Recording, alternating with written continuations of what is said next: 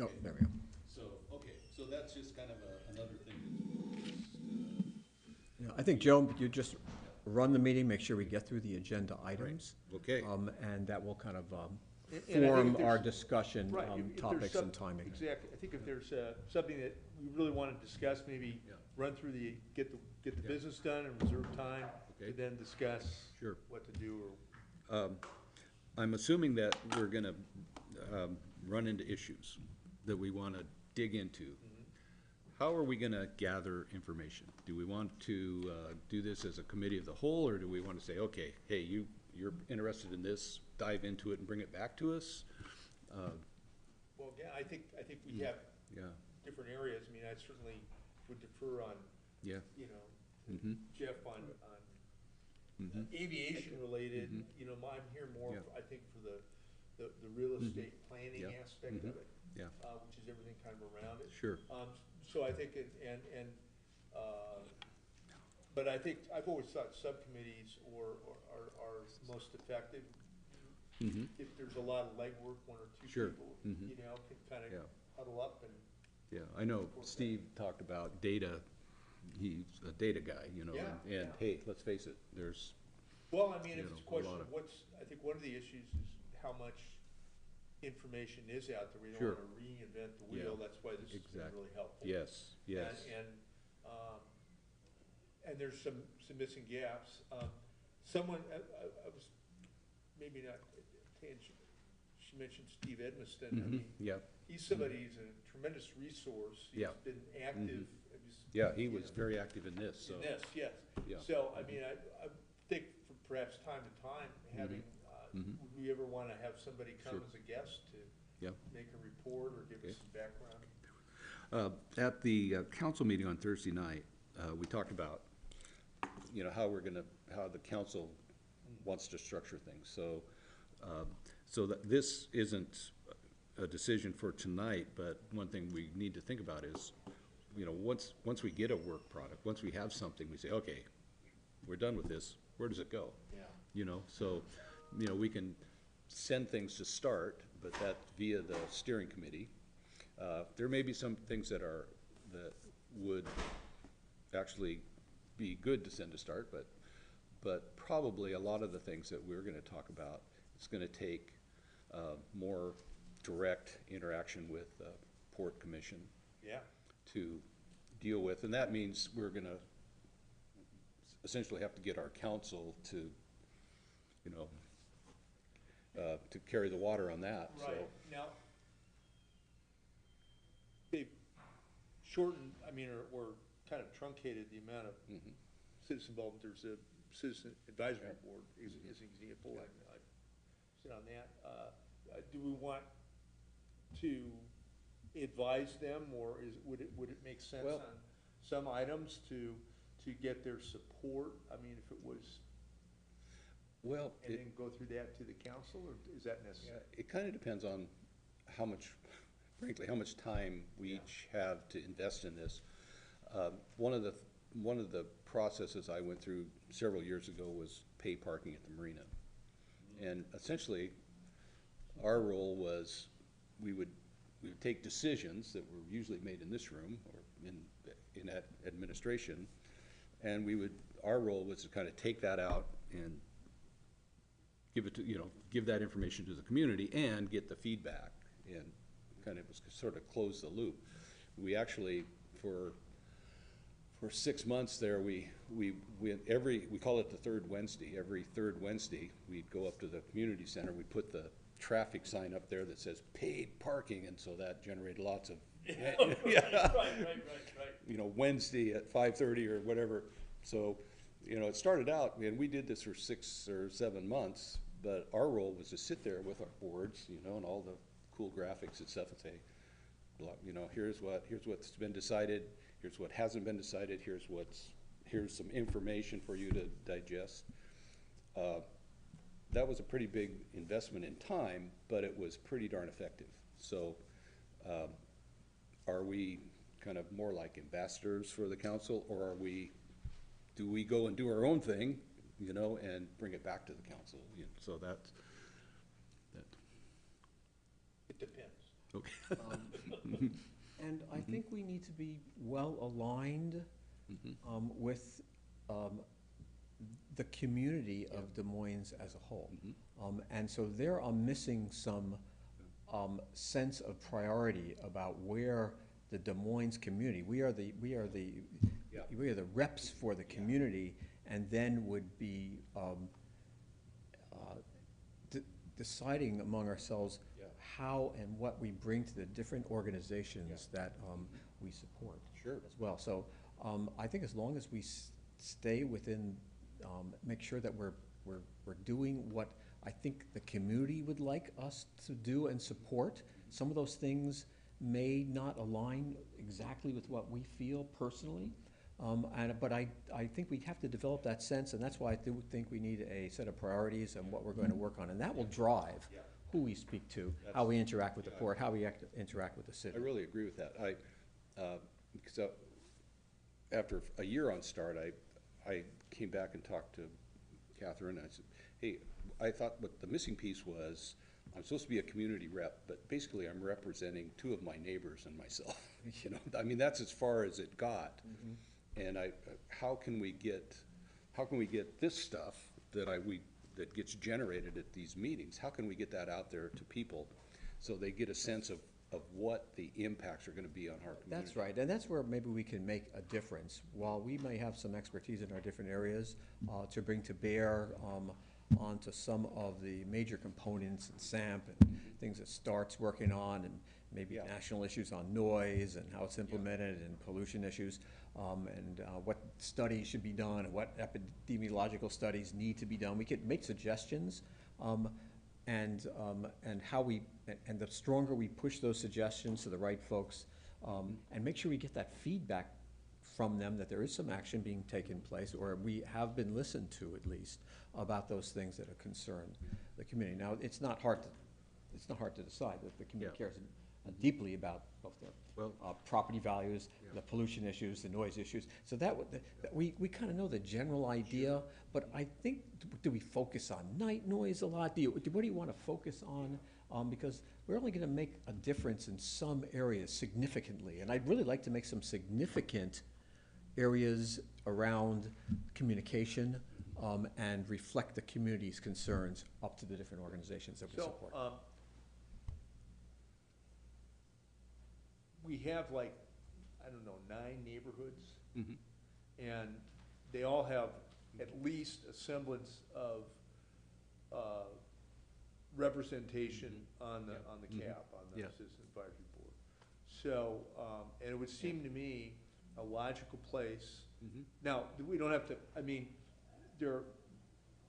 we don't need to make 9 presentations, but we go through them and maybe have some, I think early on it might be really helpful to have some community meetings, whether we go to the, I know like Woodmont, we have the Trinity Church on 272nd, but find a couple places that and maybe figure maybe 2 or something, where people have a chance to come, and I think present a really situation analysis. Here's where we are, folks. Here are the unresolved issues that have been around for a long time. If it's a question of disproportionate impact, it seems to me, you know, the issue is going to be how do we demonstrate that. One of the comments in there is that, well, yeah, there's a lot of noise, but there's no data, so we ignored it. You know, when they have certain things like vibration, well, we don't have data, people complain. We do have a lot of information on noise. And these other ancillary disproportionate externalities, you could say, that we have here in the city, which may in fact be related in some respects to the airport. One of the data points is, you know, the amount that the airport traffic has increased versus population growth and some other things. I mean, we have, and it might, I think, to get some, you know, if we found 4 or 5 metrics like that, that are easily understood. Yes. Do, would it, would it enhance observation, those observations, if we had direct input from the 9 neighborhoods or something? And so we could, you know, I'm thinking if we're presenting something to a legislator and we have a nice. I think when we can say that we have communicated with our communities, these are the concerns that that your community has, the voters of this community have. This is the kind of thing we want to bring up. That's a powerful statement, I think, to make to the legislative Because, you know, because organization. who are we really talking to? It's the port. Yeah. And the Exactly. port is an authority. Yes. And it's, you know, really not under anybody but the legislature. Yeah. So I think we kind of want to, and it might be a helpful meeting early on to meet with one of the legislators, or maybe Anthony Yeah. could tell, Sure. okay, what, you know, we can whine, moan, but, you know. Just so we don't get disconnected gonna- from the community. No, I mean, no, but what are the kinds of metrics that they'll look at? And then let's see what we need, and maybe it's maybe it's a petition or something. Sure. I don't know. Speaking of metrics, we're gonna generate a lot of information, especially get all this stuff from START. Oh, yeah. So here's I put this in your packet. Right. Membership, monthly membership report. We get these reports on noise, which are kind of helpful information. You know, it always jumps out to me that, Categorizations of noise. the Des Moines, there's when was this? I think in May, there was 5,000 reports, or we were at the top of the list, 5,000 complaints from Des Moines out of 23 distinct households. Sure. And So maybe that's something we try to expand or Well- make it easier. Here's a hot ride. yeah, well, I think you know, Yeah. for those folks that are concerned and communicate that concern to the, through the Yeah. noise web Yeah. complaint site, I'll say, comment site, I think it's a matter of increasing their level of trust, that they have some other means to communicate that Yeah. to. And that would be very helpful, I think, to them. And I think you might find some benefit in exploring a little bit more about what they're really Sure. concerned with. I use this kind of as an example of the kind of data that we get. How do we distribute that internally? Do you want me to just forward everything I get, and Barton, you're gonna start getting things too, and then, you know, even from outside of START, and do you want us to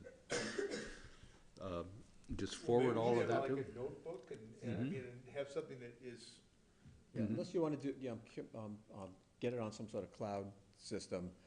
I'm good with just sending everything out. There's Okay. just not that many folks in No, the it's- team here Right. that I can't keep Yeah. track of it myself. Yeah. And I that mean, I keeps, have folders set up for Yeah, this. I do too, and yeah. I've got Yeah. a little airport group set up, so it's easy for me to rather than send it. maintain Yeah. some sort of Yeah. an IT kind of solution, I Sure. don't really need, Okay. I don't think, yet. So just forward everything, and you guys could, That would be committee good. members. Yeah, I mean, Okay.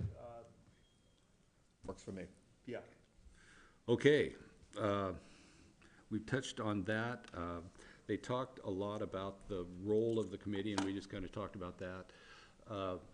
Maybe what we should do, I would suggest we put this on the agenda for next month's meeting. In the meantime, I'll try to get a hold of Todd and Steve and sort of maybe summarize what we've talked about. And at some point, we should have some common agreement about, hey, why are we doing this, and how are we gonna go about doing it? So maybe we could nail that down at the next meeting, and so. Yeah. Good.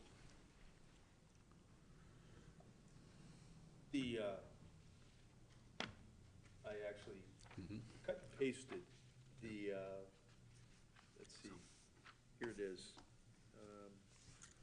Not the effects, but, and maybe they were bulleted, it was on page 39 and 40, so let's see if that correlates. No, I guess I've got, the pages were different. There was, here it is. Yeah, what we heard from the public. So, that's on like 21 and 22. Was that from the, this is from the folks, the folks at Stantec. Stantec that did that? Or was that a survey result? Well, From NES or something? I think this was sort of from public meetings. They listed out. They did a the few public meetings. Public meetings, and then they said, no particular order, these are Oh, yeah. 20 items. I got it, yeah, Okay. I'm familiar with that now. And, I'm wondering, I mean, it seemed pretty complete to me not to reinvent the wheel, if that's something we ought to maybe prioritize. There's some things we're not gonna be able to do much about. I mean, I don't, I don't know what we can do with health effects and things like that. They're pretty, we know they're out there, but I don't know what we can do. But the measuring the disproportionate impacts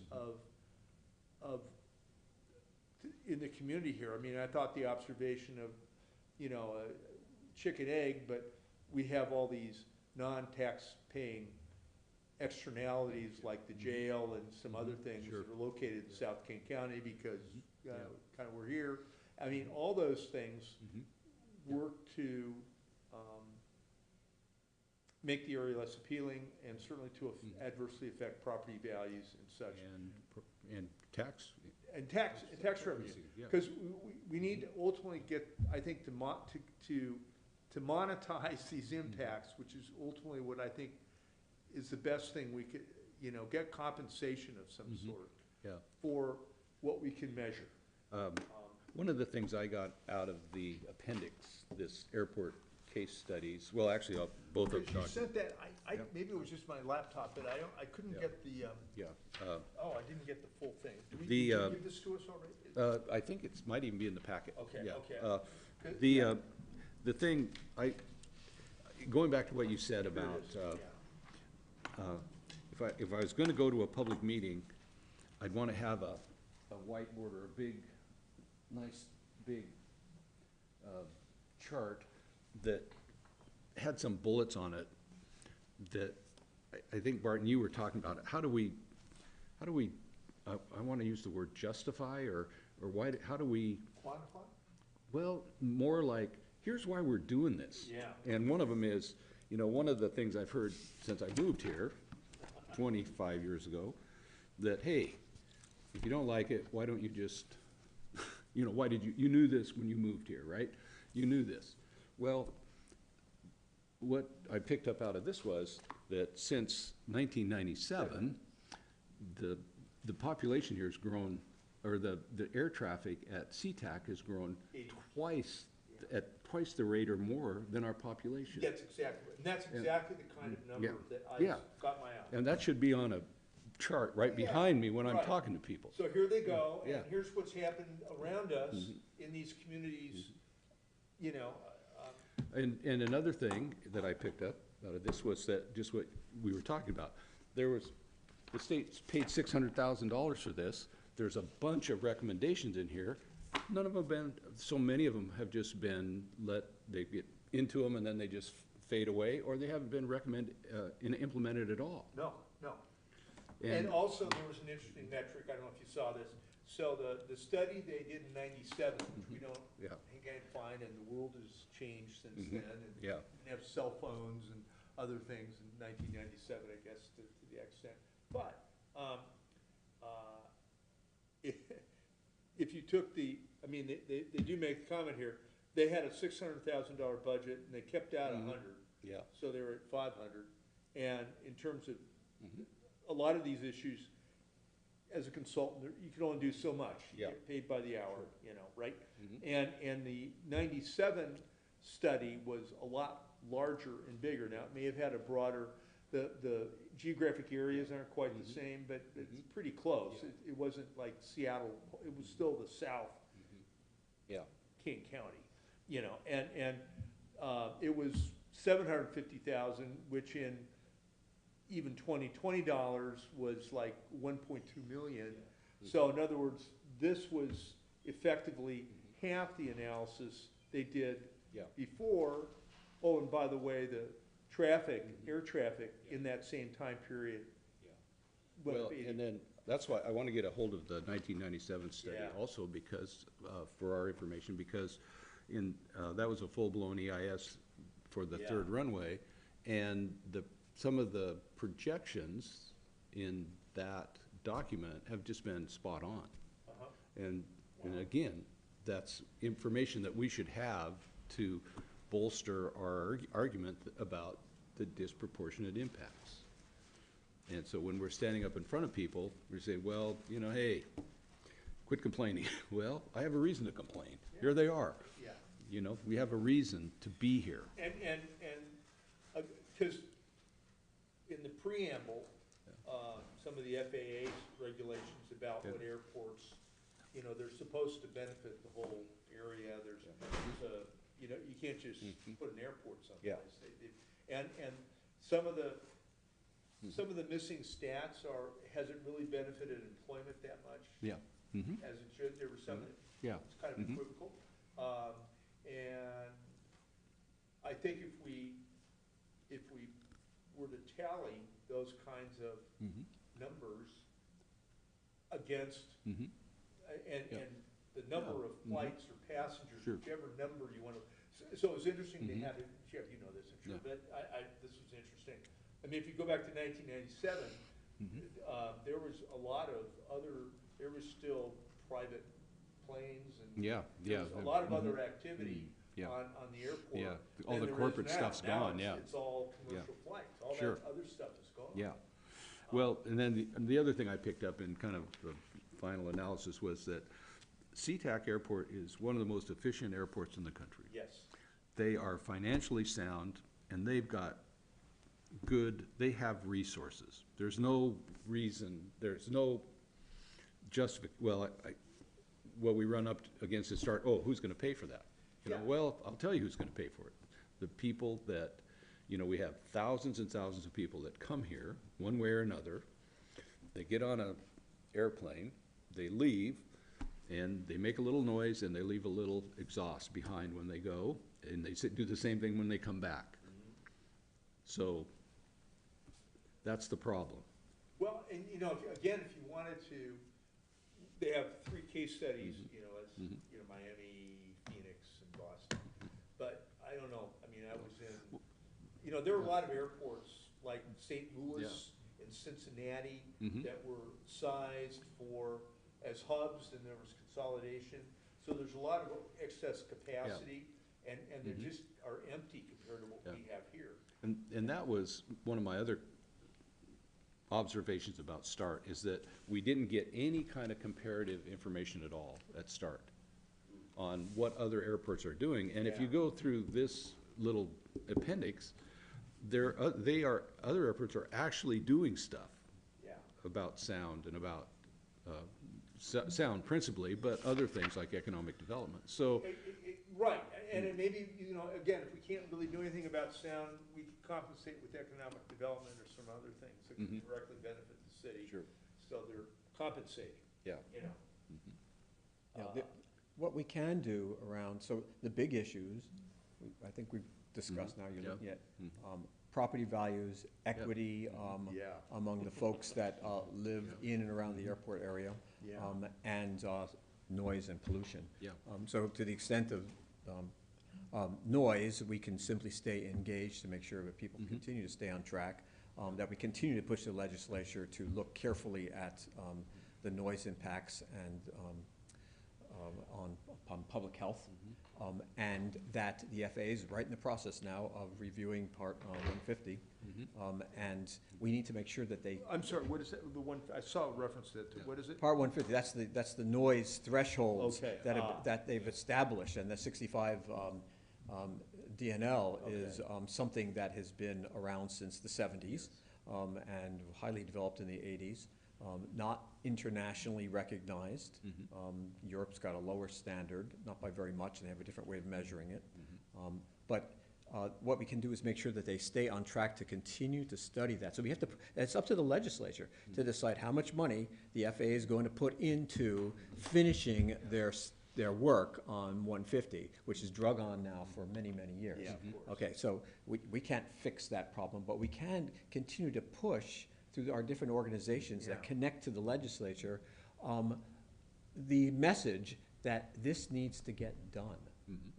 And I know if Steve's was here, he'd be talking about, you know, making sure that folks that have been impacted in public health issues perhaps are engaged in legal issues around that. But we can't do anything until the FAA looks at those studies Okay. carefully.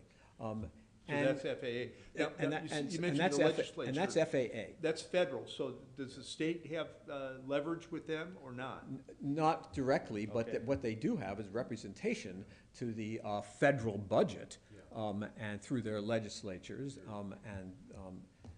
and that would allow them to make sure that the money is allocated to do a couple things. Number one, for noise, it's the noise Part 150, to look at 65 the right number anymore today. Does it even make sense to have a day-night type of number like that? Or should we be looking at absolute noise, Well, 'cause when they it's coming talked in about at plus 90 dBA, There was a that's very comment in here loud. that they said that it's a daily average, and what good is that? It's a I mean, time-weighted, yes, it's yeah, a time-weighted time-weighted average. average. And so for folks that are woken up by Yeah. a 85-plus noise, and in their homes it may be 45 or 50, if they continue to wake up, it doesn't matter if it's averaged over the day. That's no good to just drop that number down. They are being woken up at a particular level, and that is a health impact. And so we have that issue, and then I did bring up some issues around electrification of aircraft, which would lower the noise. It's a long-term solution Yeah. for lowering noise by as much as 50%. Okay, so that is a huge fix and a big impact to the communities, particularly on landing. Now, I agree with you, except. Now, that can be I don't pushed to think the there's legislature as much well. that we can You- do about electric, I mean, that's kind of like climate change in You- Washington State, I mean, we can't really, you know. Well, I think you can do a little something. Okay. Number one, you can make sure that Sea-Tac volunteers to be a really green site to develop and support electrification of Okay. aircraft, Okay. which would allow them to test flights into the airport, makes noise measurements on electric planes. I'm in Okay. touch with a couple of electric plane companies now that would be happy to talk about the details of that. And so you can make a difference. And again, the government's only given federal dollars, only $55 million for electrification. Now, so that's a very low number. Yeah. So again, it's all about national budget. Do we have any way to push our agenda up nationally so that there is more money going into electrification for planes so that we can get to hydrogen fuel cells and sodium fuel cells that in the end, 10 years from now, Yeah. could make a profound Well, difference and in that's noise for the and next gen. zero pollution. Right. I really agree with your comments about the Part 150. I think that should be high priority on our work plan. All right. Because I think what I've seen so far from that, out of the study on the 20, what they're calling the 2032 noise, what do they call that? The noise impact boundary? Yep. That's the new one, that's The coming new up, one. right? So that's the And it's theoretical, and it's- predictive, modeled. And it's gonna go into they're actually going to start using that in 2027, I think he believed, even though it's labeled 2032. But if you look at that, the expansion of that area, most of it, is expanded a little bit up in the kind of the northeast, but down here in the southwest corner was where It's a little most. larger Yeah. footprint. It's That's a correct. larger footprint, and how does that impact our neighbors? And is that all really a result of increased traffic on the third runway? Or just increased Are you traffic talking, in is that general? the DBL contour? Is that It's the the- contour. It's the noise Yeah. It's the impact contour. 65, it's the 65 DNL profile. Yeah. And so that map profile does extend out a little bit further, because they do intend on increasing the capacity, something, and trying to fly a few more flights per hour, and that's going to raise the DNL. Sure. And that was their estimate, and they can do that because they're putting a new taxiway and some new concourses, because we're not at runway capacity at this point. Those runways can take up to 90 per hour. Okay, and so right now, we're down in the, 80s, 70s, and in bad weather, it goes down quite a bit further than that. But if they can up that by 10 more flights, which they think they can do without a problem, that's why the profiles are getting larger. They're getting a little, the whole model is being bias because they're flying in more quiet planes.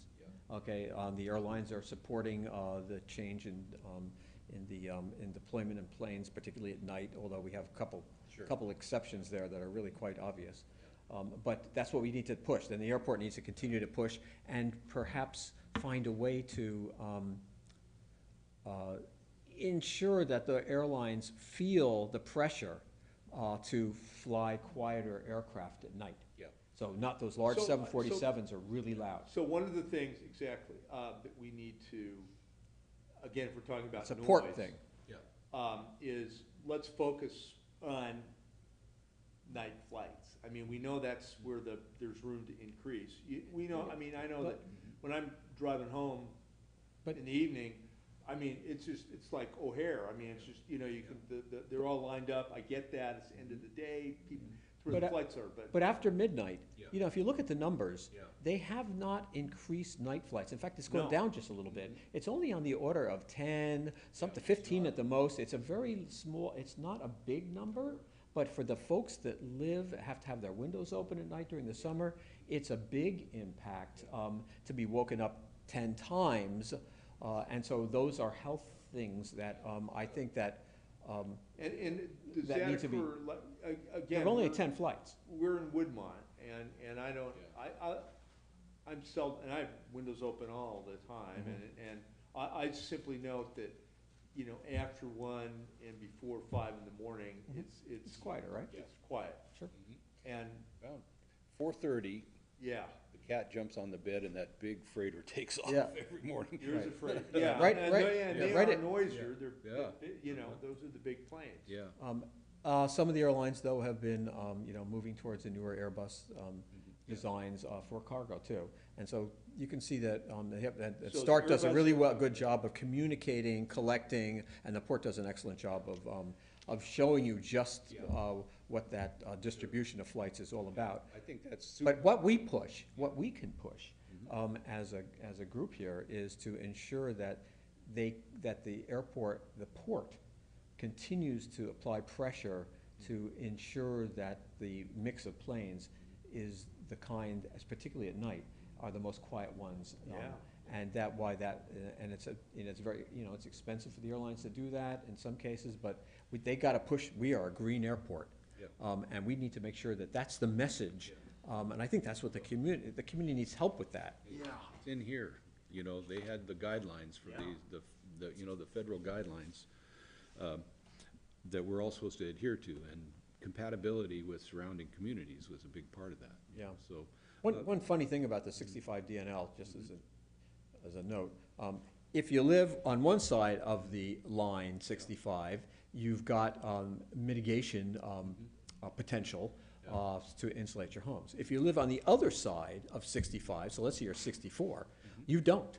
Okay, and so that's a huge difference, actually. So the poor folks that are right on the border of 65 kind of suffer the worst, really. And really, the whole concept of the contour lines needs to be changed to be more of a curved type of surface, so that the impact is not abrupt.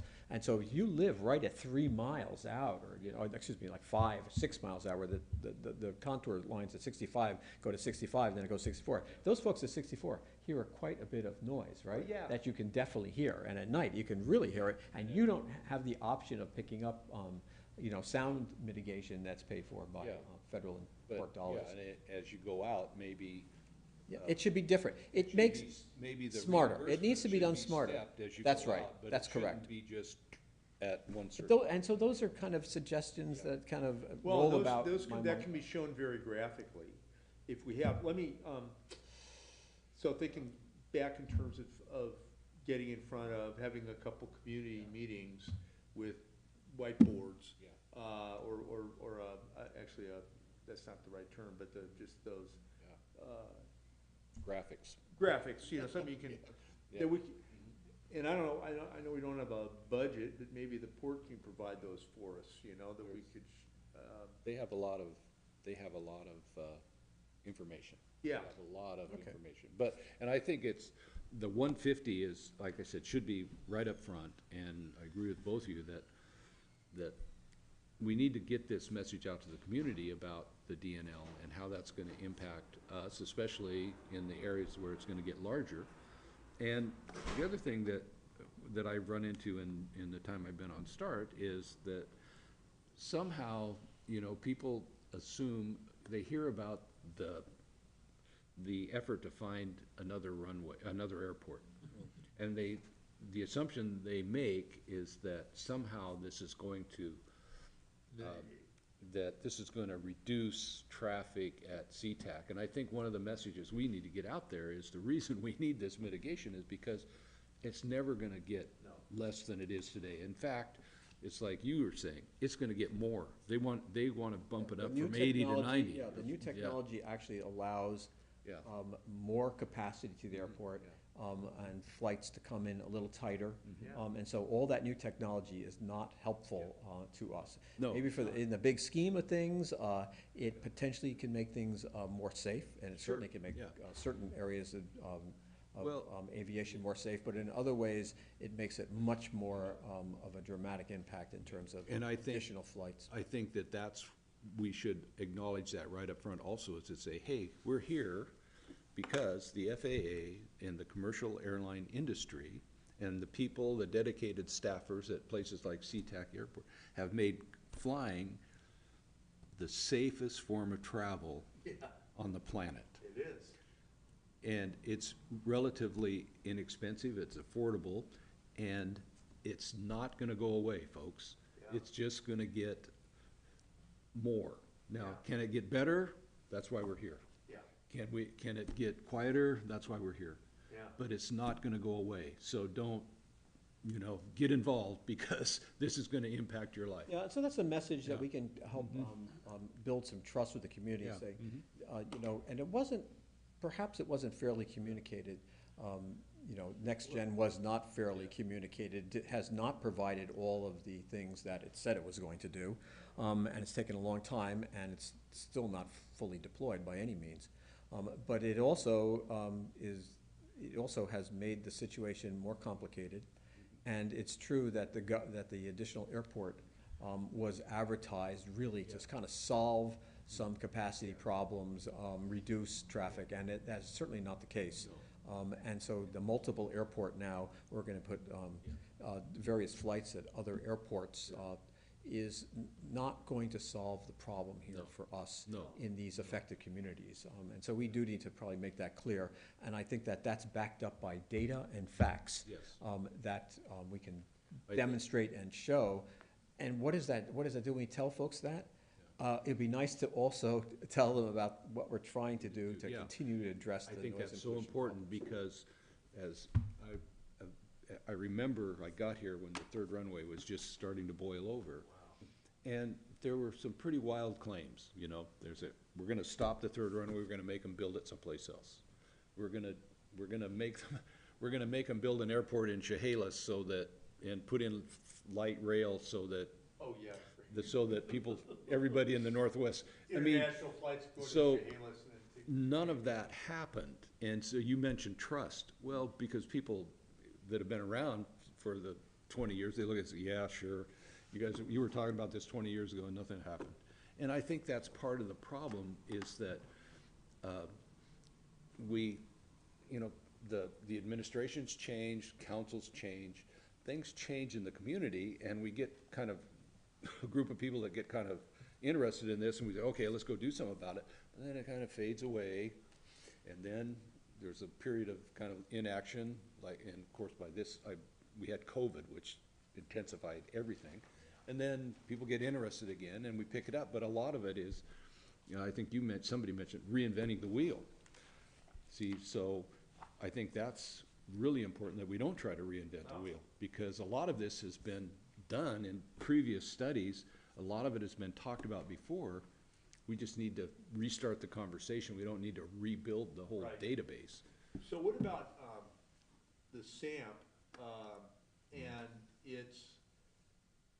is there any opportunity for the health aspects at least to be addressed in an EIS versus the advisory, or is that, Well, train left the station and flight left the runway. I'm gonna bounce it to our Our third string plan. our expert in charge of the.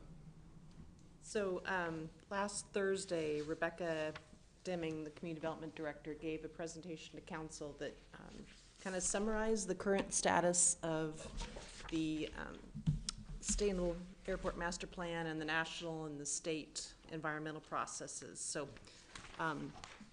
this is what she presented. Her speaking notes really just summarized what was in this memo. The only thing that was not in there was that staff is currently working with the other cities in the interlocal agreement to retain a legal team with expertise in these specific issues, and having a proven track record around advocating for city's best interest and protecting our rights in relation to NEPA and SEPA options. Once the team has been identified, we'll bring the council more information. So I think a lot of that discussion was somebody that can advise on strategy, how best to approach this process. And But I don't think that specifically pollution from aircraft is included in any of these discussions. Ultrafine particles is not a metric that they're using. There's no national standard around any of that. And so I think I don't think that will get addressed in the environmental reviews. There are some very interesting things looking at water flow, impacts of vehicles, and movement of large concrete surfaces, and all that kind of stuff that's going to be reviewed in terms of pollution to our streams, our river, drinking water. But I don't believe anything is being done on aircraft pollution specifically. Now, this will But I could be, I may not be totally up to date on it, but I don't believe it is. We did, the NEPA is gonna come out next month. Is that, I And then- believe, let's see. and then they start the SEPA right after the first of the year? Do I have that in the right order? And if I understood that correctly, the SEPA contains the EIS, and that's where we go get the hired experts to try to, in other words, I think that's, if there's a place where you can insert that concern, it's in the EIS, right? Yeah, yes. I would think so, but I'm gonna have to, They'll take comments, perhaps. Yeah, they'll take And comments. perhaps and at this point in the game, that's perhaps the best Yeah. we can do in that particular area. Yeah. And then the final approval, I believe, goes up to the FAA to Yeah, stamp it. so that comes out, and again, I think that is kind of at the top of our list too, to be out there with that information so that people understand what this city, obviously that decision is gonna get made by these people, and actually probably even in closed executive sessions, because it's gonna involve lawyers and lawsuits, but, once the decisions are made, that's one thing that we could do too, is try to disseminate that information. And so that people understand why the city is taking this position they're taking.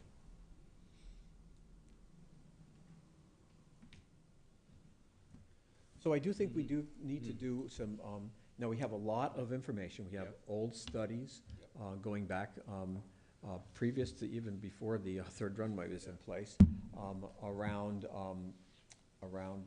what folks were told would happen with the airport and what's actually happened. Yeah. And then we have SAMP in front of us. Yeah. We have some other, 150? Yep. we have 150 in front of us.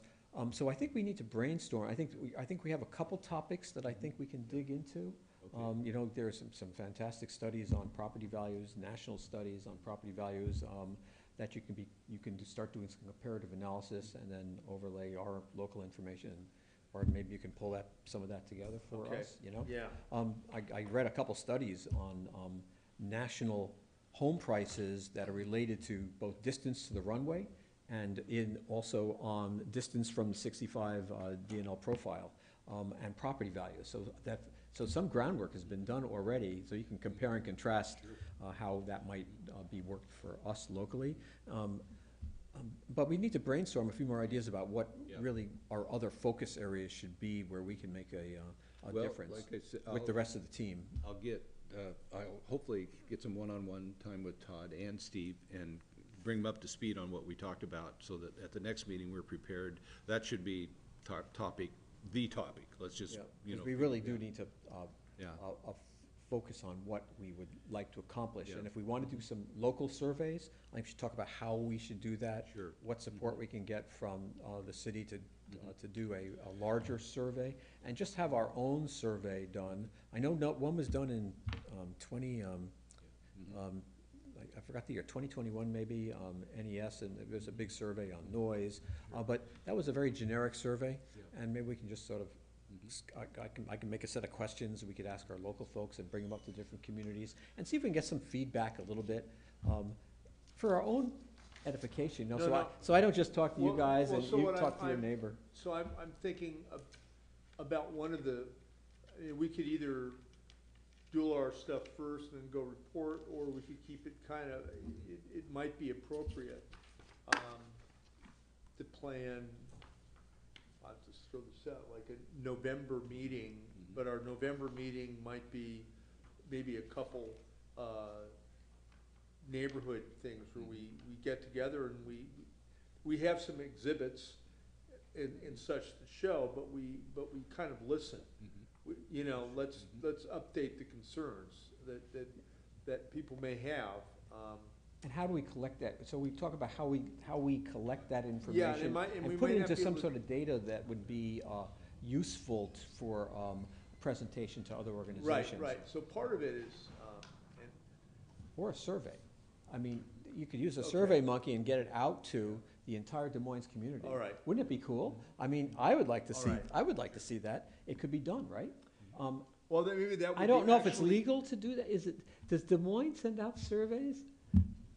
We do have surveys. We have a couple going on right now, so part of the direction that Rebecca gave me was that, start the discussion on what might go into one, but that, holding off on releasing until after the first of the year, just because there are a couple really active, heavier ones on right now, so as not to overload people. So we Right, it's have a not a couple of, rush. yeah. But if we we've got had a couple set of meetings to questions, develop it, to develop the idea, a couple questions we could give to you to see if they're appropriate and would be, and we could get them out to the entire Des Moines community for feedback. That'd be so cool. If I had several thousand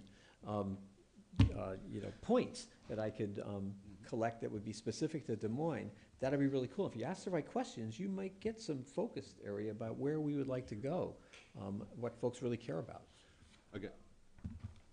Yeah, And I That's like the true. outreach at the the community outreach, level but, is very nice. but the outreach is limited. I mean, you don't know how many people are gonna actually Yeah, show come, up, yeah. you get, gosh, and when do you do it with the weather and That's right, you maybe- get a very limited group of folks, the people that deeply care will probably show up, and then the Right. other folks, they may not be able to make that It's a meeting. town hall thing where people will show up who wanna. But we should strategize offline Yeah. a little bit about how we do that. I know we can Yeah. do that very easily in Woodmont, because we can just bring it into our own meetings. I Yeah. know I could be very effective there, but, you and I both can be, but for the other communities, perhaps not so much. But a survey would really be, Yeah. I think, kind of useful and maybe very useful.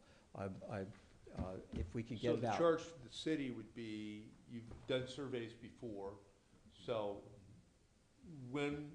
if it's after the first, you're fine.